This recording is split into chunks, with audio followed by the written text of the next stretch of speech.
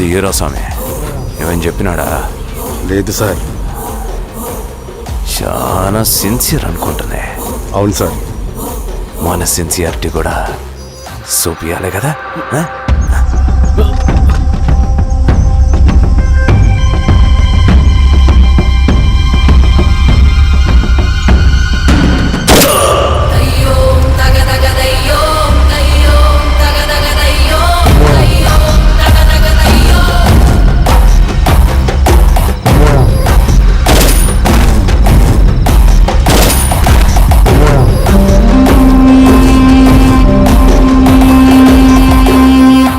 ఇక్కడున్న పెనుపాక మండలం చుట్టుపక్కల ఉన్న దండకారణ్యంలో ఆ నక్సల్కి ఇంచుంచు పట్టుంది సార్.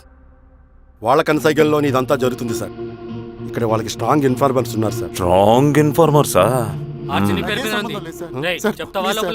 అదేందో చూడండి. కేసు ఫైల్ చేయమంటావా? ఏంటి గొడవ సార్? గంజా కేసులో దొరికాడు సార్. నాకేం సంబంధం లేదు సార్. పోలీసులు నన్ను ఇరికిస్తున్నారు సార్. నర్మే ఏందా గోలా? సార్ మన పోలీస్ చెకింగ్లో ఆటోలో గంజాయి దొరికిందండి సార్. ఆ ఆటో డ్రైవర్ నాకు సంబంధం లేదు అంటున్నాడు. గంజాయా? ఒంట్లో నీకు పిలవండి. మీరు బాండి. హీరోస్వామి గారు సార్. కూకో. నీ పేరేంది? రాజప్ప సార్. కూకో. ఎవరు? లంకపురం సార్. కూకో కూకో కూకో. ఏం చేస్తా అంటావు?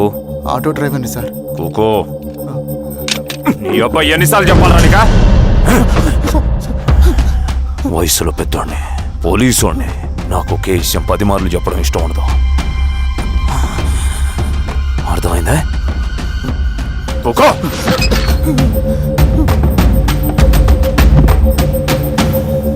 సో నీకు అది తెలవదంటావు? అవును సార్, నాకే సంబంధం లేదు.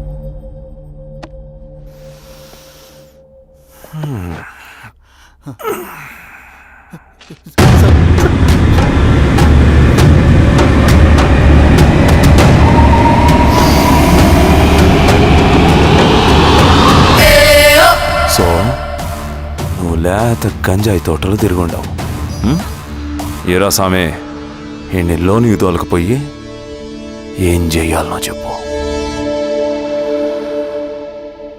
Very strong informer.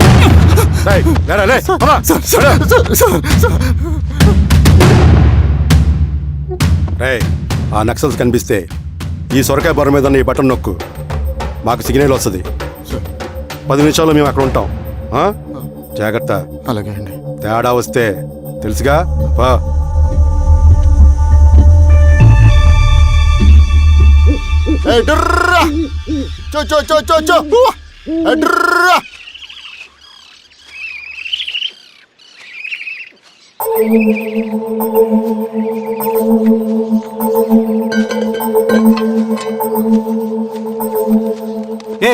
ఎవరా నువ్వు? అన్నా, నా గొర్రెలు తప్పోయన్నా, ఎత్తుకుంటూ ఇక్కడికి వచ్చాను. ఇటువైపు ఏం రాలేదు. పో. లేదన్నా, ఇటువైపే వచ్చాయన్నా. రాలేదని చెప్పానా? పో.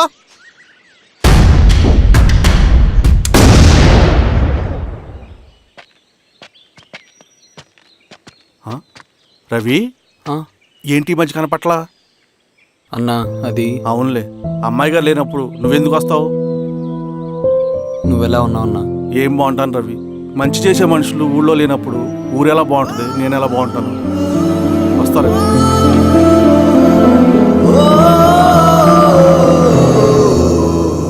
సార్ నగస్టార్ హోటల్లో నక్సల్ ఇన్ఫార్మర్ ఉన్నాడని ఇన్ఫర్మేషన్ వచ్చింది సార్.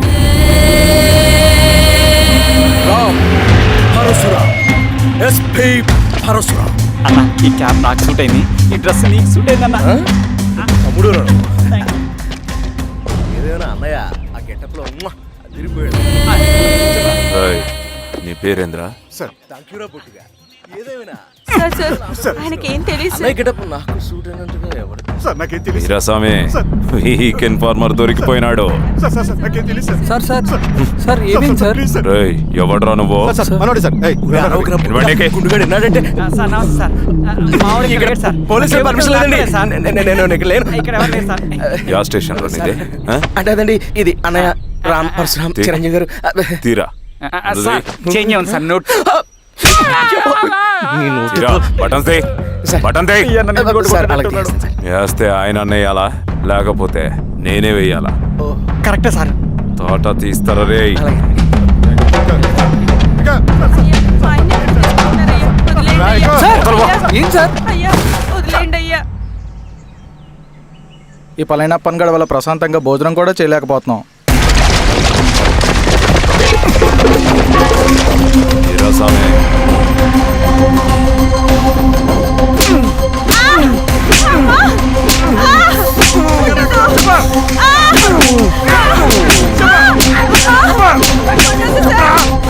ఇరా సామే.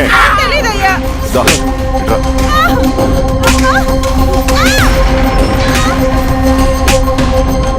యాదైనా చెప్పినారా? చెప్పలేదు సార్. చెప్పలేదా?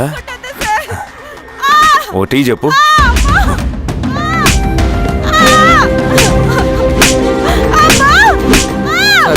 టీ.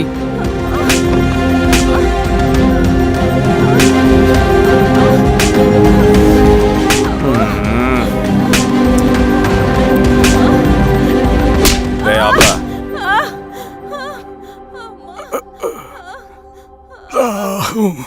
అడిగిన దానికి సమాధానం చెప్తే ఈ బాధలన్నీ తప్పుతాయిగా. దాహం వేస్తోందా? నీ దాహం నేను తీరుస్తాగానే నాకు కావాల్సిన ఇన్ఫర్మేషన్ నువ్వు ఇస్తావా? ఇస్తావా?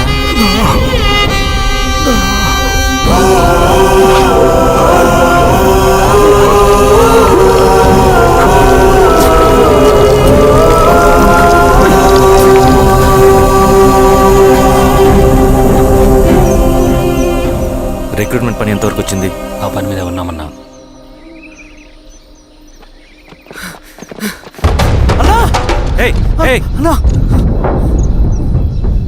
నువ్వేంట్రా ఇలా వచ్చావు? మన దళ సభ్యుల్ని ఇన్ఫార్మర్స్ని పోలీసులు చిత్రహింసలు పెట్టి చంపేస్తున్నారు.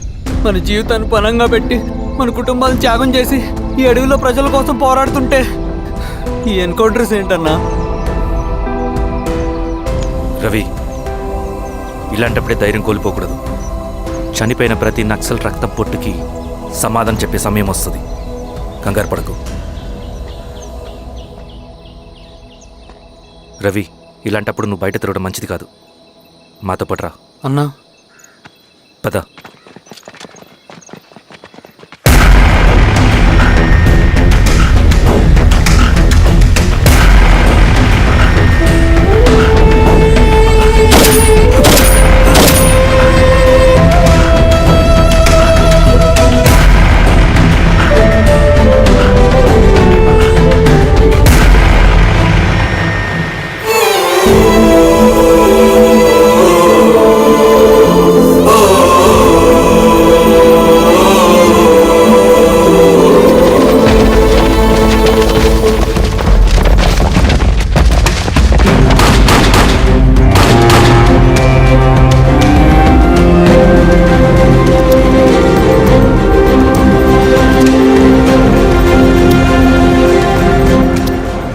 స్వామి, ఇంకొన్ని రోజుల్లోనే శ్రీరంగిరిలో నక్సలైట్ అనే వాడిని లేకుండా చేస్తాను.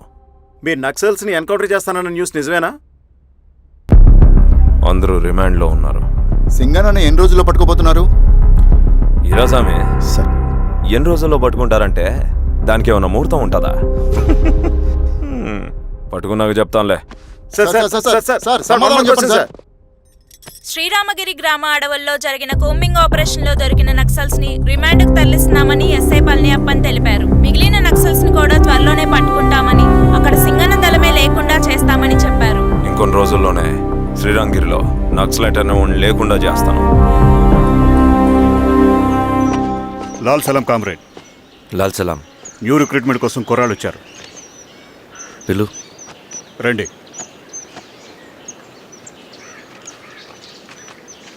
ఏం చదువుకున్నావు? MSc chemistry. MSc physics.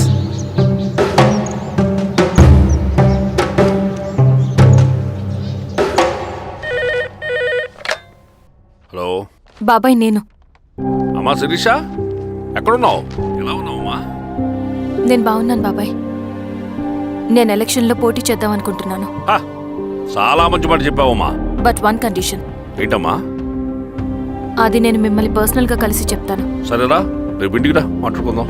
సరే బాబాయ్.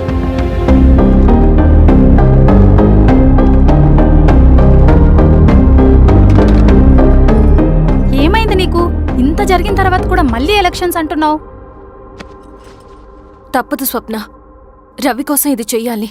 ఈ ఎన్కౌంటర్స్ ఆపకపోతే రవికి ప్రమాదం. నేను ఎలక్షన్స్లో నిలబడతానంటే వాళ్ళు ఎన్కౌంటర్స్ ఖచ్చితంగా ఆపుతారు. అదెలా? నేను తప్ప వాళ్ళకి వేరే ఆప్షన్ లేదు. ఉండుంటే ఇప్పటికే ఎలక్షన్స్ జరుగుండేవి. రేపు బాబాయ్ని కలుస్తాను. స్వామి, రవి దగ్గరికి పోనీ. అలాగే అమ్మా.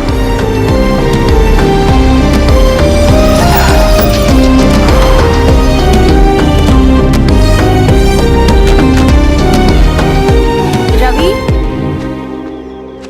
రవి, రవి. రవణ లేడు మేడం. రవి ఎక్కడా? రవణను కలవక చాలా రోజులైంది. రవిని నువ్వు కలిస్తే ఇదివ్వు. సరే మేడం. వద్దమ్మా.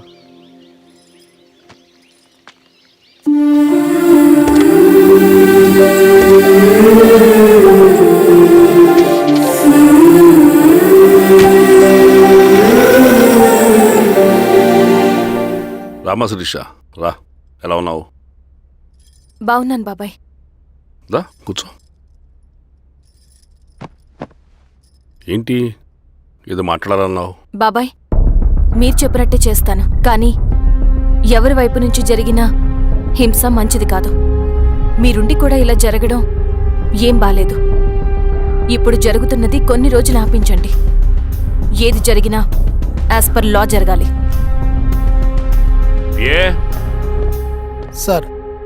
అర్జెంటుగా పళ్ళని రమ్మను. సరే సార్.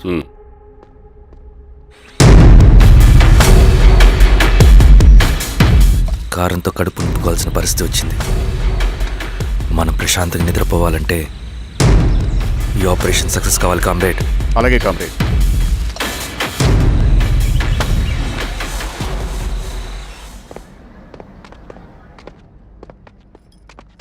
నమస్కారం సార్. పళ్ళని పిలిచారంట?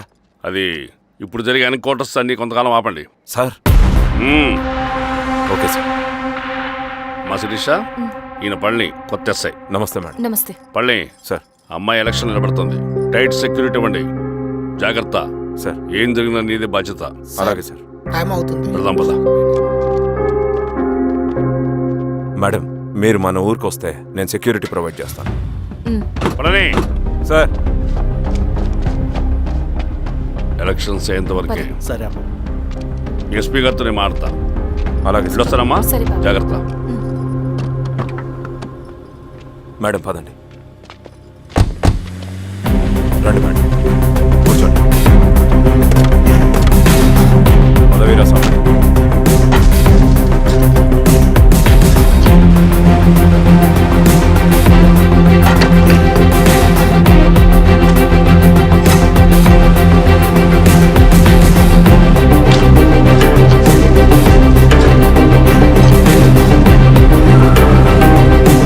ఏమైందిరా? రోడ్డు పని జరుగుతుంది సార్. ఇటు పోనీ.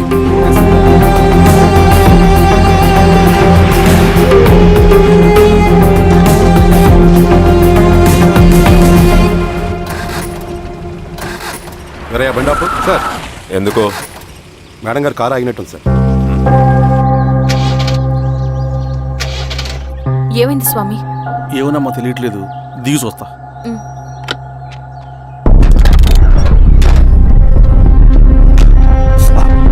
అమ్మా, ఫ్యాన్ బెల్ట్ దిగిపోయిందమ్మా.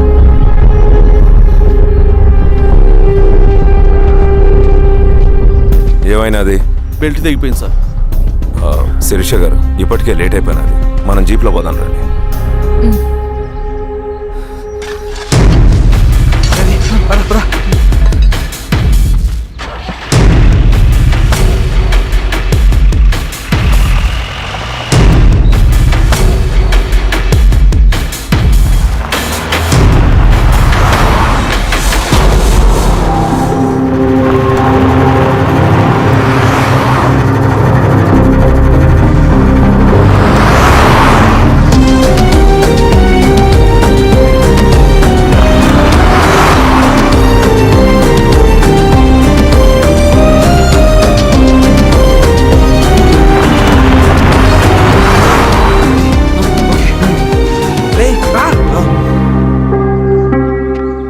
నిమిషాల్లో మీరు గుడ్ న్యూస్ వినబోతున్నారు కామ్రేడ్.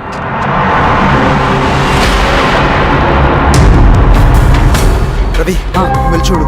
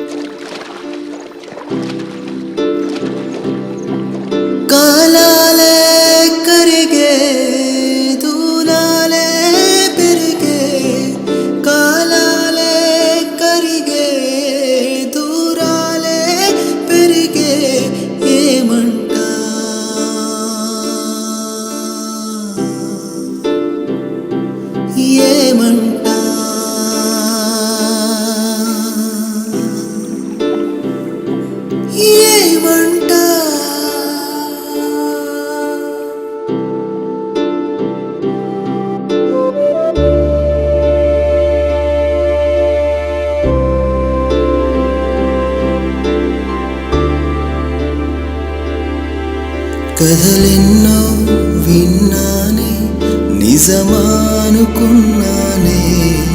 కడకేమో నా కలలు కథలాగా మిగిలాయే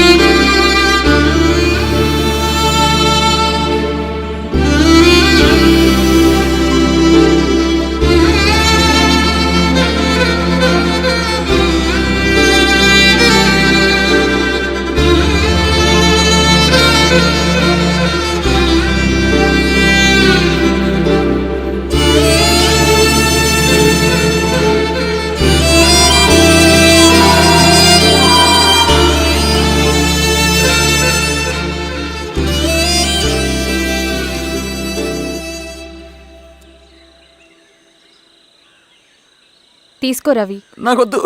తిన్ రవి, ఎన్నాళ్ళు ఇలా ఉంటావు? నాకొద్దు.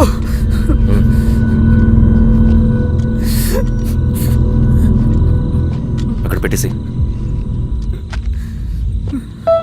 తిను.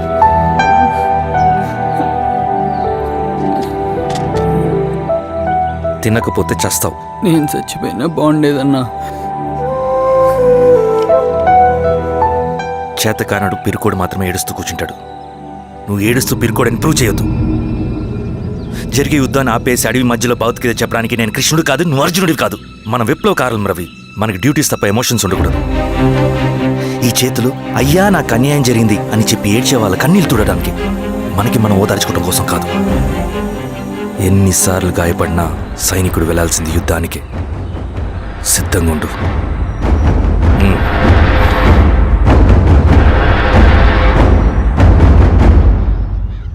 Sebastian, Greyhounds commander. DGP recommendation అంటే చాలా పవర్ఫుల్ అని మీ ఉద్దేశం, కానీ వాడు మీకంటే ప్రతిదానికి ఒక స్ట్రాటజీ ఉంటుంది. పావురం కోసం వల వేయాలి, చేపల కోసం గాలం వేయాలి. సింగన్న కోసం నా దగ్గర ఒక స్ట్రాటజీ ఉంది. విని విని విసిగిపోయాను. రిజల్ట్స్ చూపించి మాట్లాడండి. సో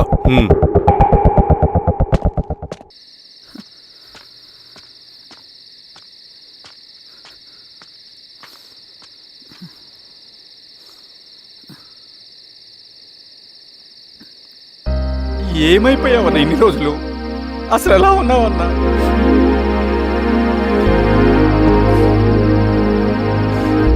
కాఫీ ఇస్తావా? తెస్తాను.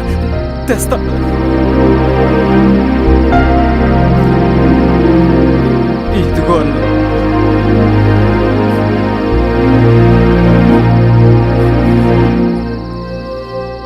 అన్నా, శిరీష గారు నీకేమనేది ఇచ్చారన్న. శిరీష నా కోసం ఇక్కడికి వచ్చిందా? అవునన్నా, చనిపోయే ముందు ఇక్కడికి వచ్చారన్న. దేవత లాంటి మనిషి అన్న, అనవసరంగా చంపేశారన్నా.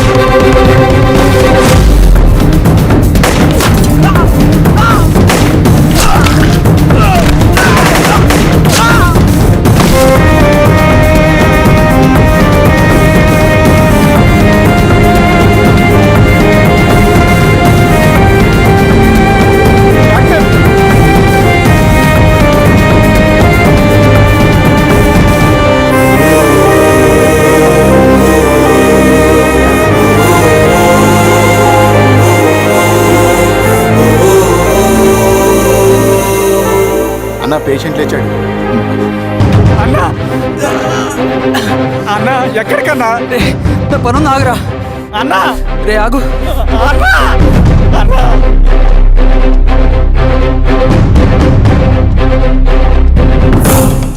నక్సల్ నాయకుడు సింగన్న లొంగుబాటు ఎంతో కాలంగా శ్రీరామగిరి చుట్టుపక్కల పోలీసులని తీవ్ర ఆందోళనకు గురి చేసిన ప్రజా ప్రతిఘటన దళ నాయకుడు సింగన్న నేడు గ్రేహౌండ్ పోలీసుల సమక్షంలో జనజీవన స్రవంతిలో కలిసిపోయాడు. తన తదుపరి కార్యాచరణ త్వరలో వెల్లడిస్తానని సింగన్న చెప్పారు.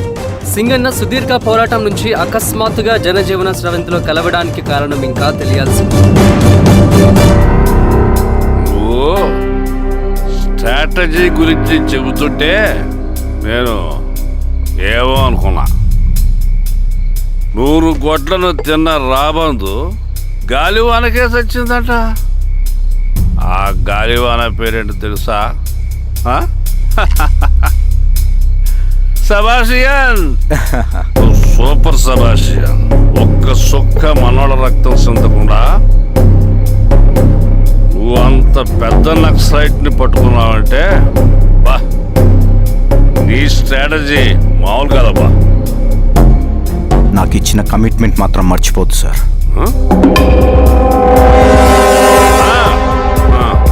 చేసాబో, తీసుకో. పోయొస్తా. సూపర్ అబ్బా, సూపర్.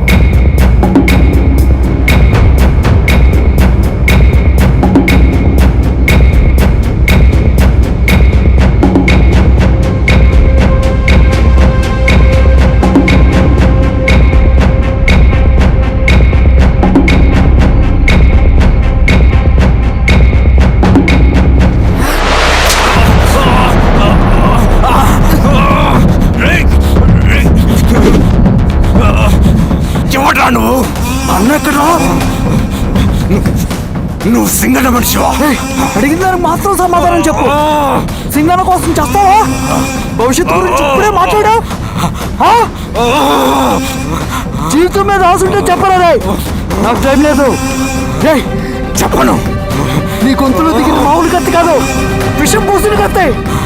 2 నిమిషాల్లో నీ చావా పొద్దుకో డిసైడ్ అయిపోతాయి. చెప్పు. చెప్తాను. శ్రీనివాస లాడ్జిలో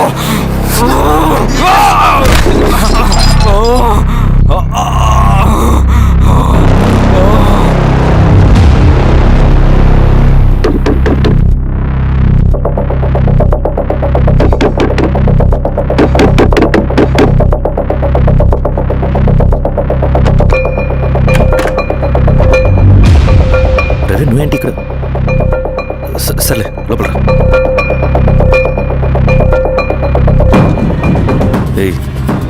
ఏంట్రా ఇది?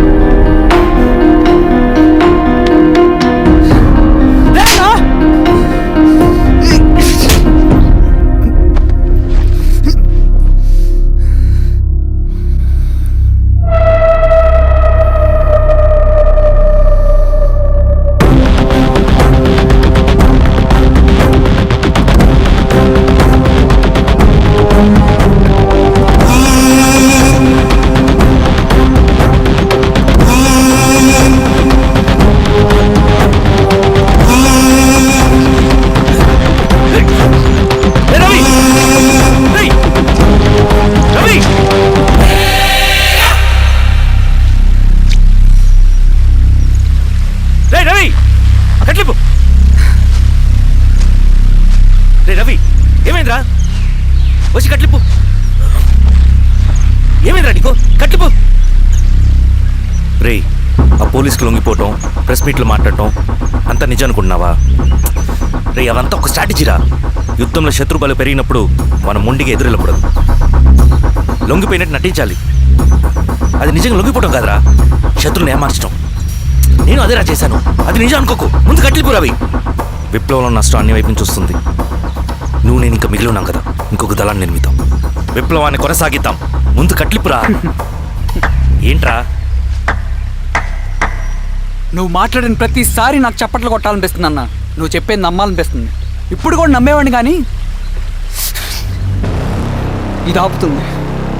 మతం మత్తు మందు లాంటిదన్నాడు కార్ల్ మార్క్స్. కానీ అంతకన్నా పెద్ద మత్తు మందు కమ్యూనిజం. ఆ కమ్యూనిజం మత్తులో నుండి నిన్ను బయటకు తీసుకురావడానికి బలమైన సాక్ష్యం కావాలని నాకు అర్థమైంది. ఎలక్షన్ నుంచి విత్డ్రా అయ్యాక నేను నా ఫ్రెండ్ స్వప్న వాళ్ళ ఇంటికి వెళ్ళాను. రే, అర్జెంట్గా 25 లక్షలు కావాలరా. Thank you.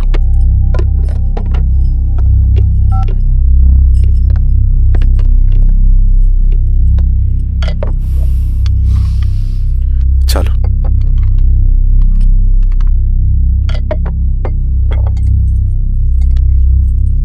చాలు. చలో అని చెప్పాను కదా, అర్థం కాదే.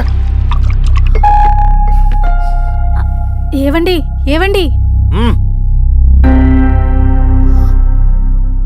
ఏమైంది స్వప్న? నేను గమనిస్తూనే ఉన్నాను, మీరు ప్రశాంతంగా లేరు. శిరీష, ఆయన బిజినెస్ చాలా ఇబ్బందిగా మారింది. బయట అప్పు తెచ్చి మరీ ఇన్వెస్ట్ చేశారు. వర్క్స్ అన్ని సగంలో ఆగిపోయాయి. కాంట్రాక్టర్స్కి బాగానే మిగులుతాయి కదా. ఆయన ఏదీ క్లియర్గా చెప్పరు. నేను మాట్లాడినా డబ్బులైతే నేను హెల్ప్ చేస్తాను.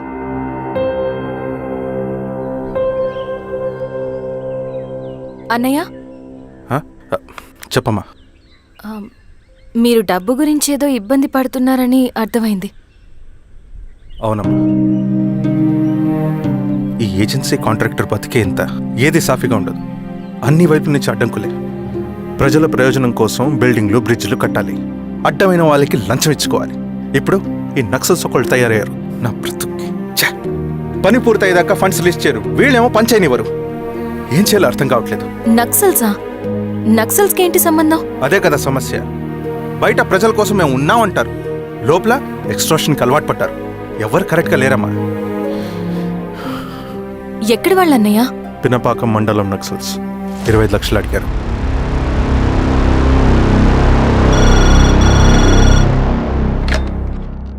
హలో ధర్మ, ఆ సింగన్న దళం గురించి నీకు ముఖ్యమైన విషయం చెప్పాలి.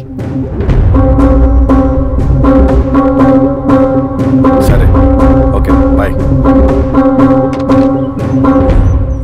నీతో పర్సనల్గా మాట్లాడాలి. బయటకెళ్ళు. చెప్పు. అన్నయ్య చనిపోయిన తర్వాత ఎలక్షన్స్ లో పోటీ చేసిన నన్ను సింగన్న దళం కిడ్నాప్ చేశారు. కానీ అక్కడ ఒక వ్యక్తిని చూశాను. ఆ వ్యక్తిని అన్నయ్య చనిపోయే ముందు తన దగ్గర డబ్బులు తీసుకోవడం గమనించాను. ఆ క్షణమే సింగన్న దళంపై నాకు అనుమానం వచ్చింది. I'll take care.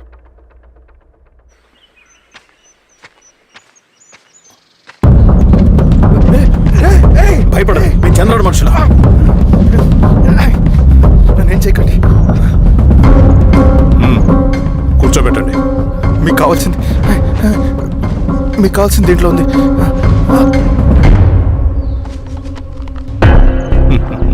కాంట్రాక్టర్ డబ్బులు కదా, కొత్తగా ఉన్నాయి.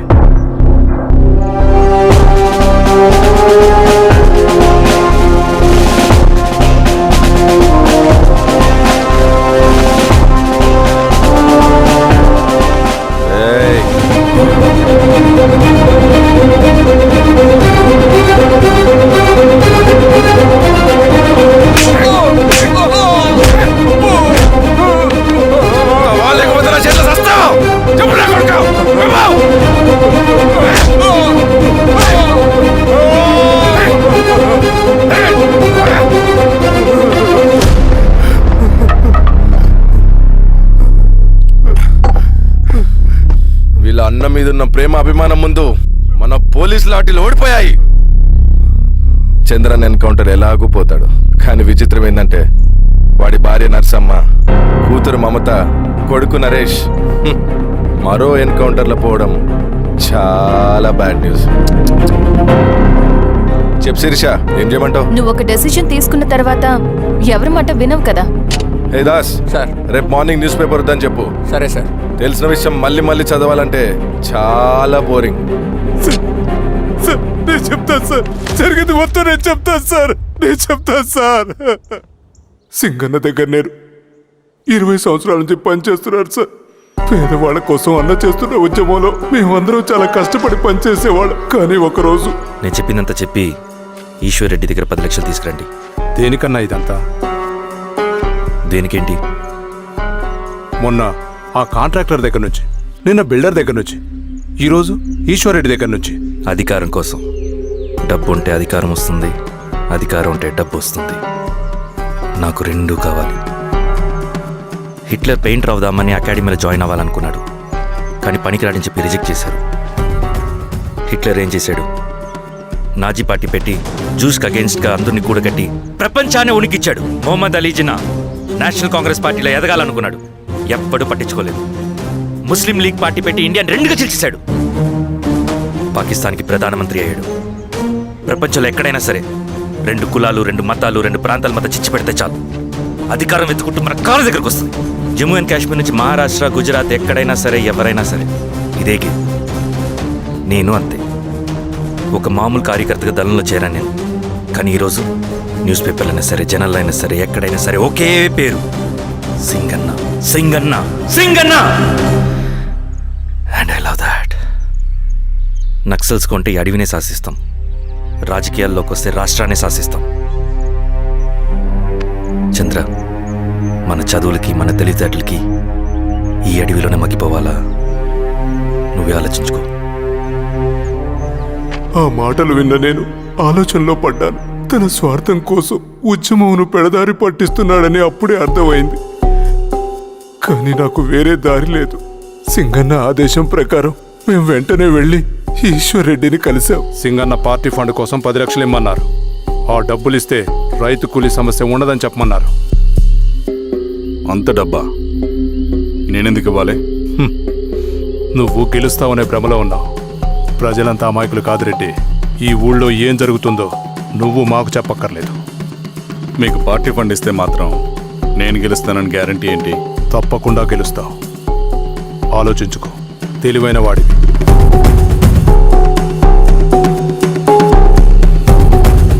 సరే.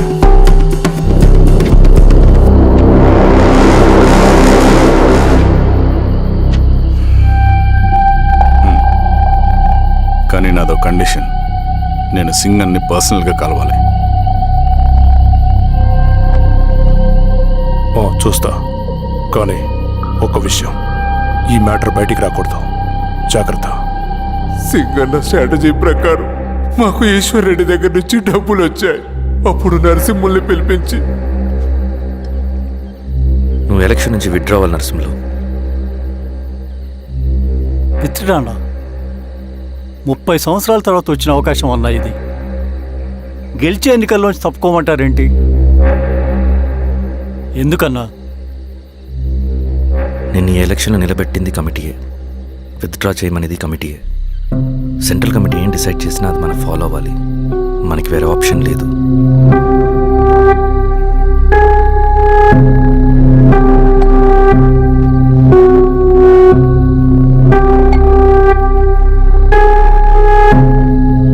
నన్ను నమ్ముకుని చాలామంది ఉన్నారన్న.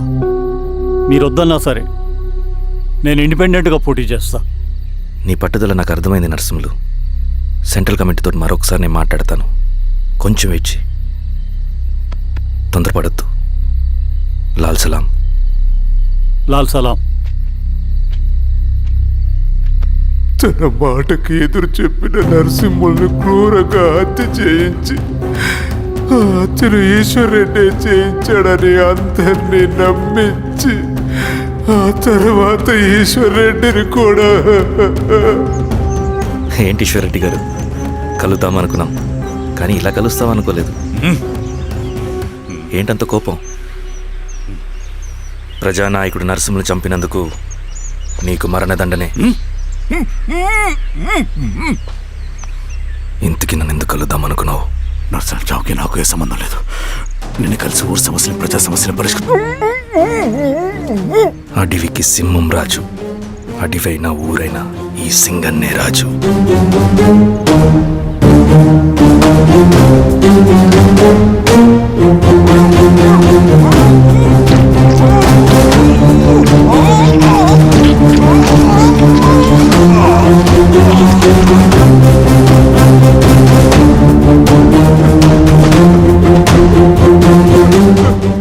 తప్పు చేశావు సార్. మొత్తం సింగన్నే చేశాడు. ఇంకా చెప్పాల్సింది ఏదైనా ఉందా? శిరీష ఆ రోజే చెప్పిందన్నా. ఇన్నాళ్ళ పోరాటంలో ఏం జరిగిందన్నా? ఏమీ లేదు. శిరీష వల్ల వాళ్ళ ఊర్లో రైతులకు భూములు వచ్చాయన్నా. నీ వల్ల చాగి అన్యాయంగా గొంతు కోసుకున్నాడన్నా. నరసింహులు, ఈశ్వర్ రెడ్డి, ఇంకెందరో అమాయకులు నీ అధికార దాహం వల్ల బలైపోయారు.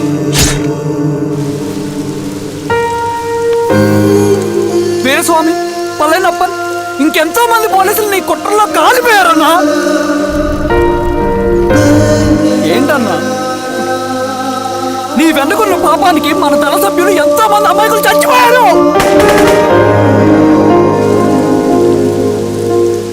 ఆ జనాలు అమాయకులన్నా. నువ్వు మాటలు చెప్పి రెచ్చగొడితే నువ్వేదో సమాజాన్ని ఉద్ధరిస్తావని నీ వెనుకున్నారు.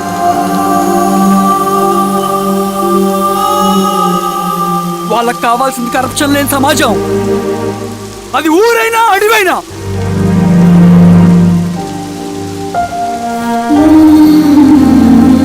దేవతలాంటి అమ్మాయి అన్న. బతికినంతకాలం అందరి జీవితాన్ని బాగు చేసిందన్నా.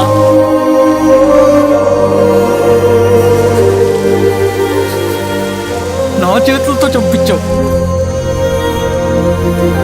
నన్ను మనిషిని కాకుండా చేశావు. ఈ జెండా అడ్డు పెట్టుకుని చేస్తున్న దురాఘాతాలు, ఈ సిద్ధాంతపు ముసుగులో జరుగుతున్న హింస, దోపిడీ, మోసం అన్నీ ఆగాలి, ఆగిపోవాలి.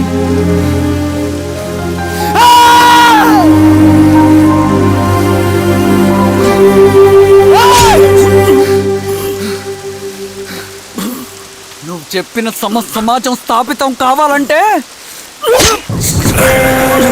నువ్వు సమాధి కావాలి.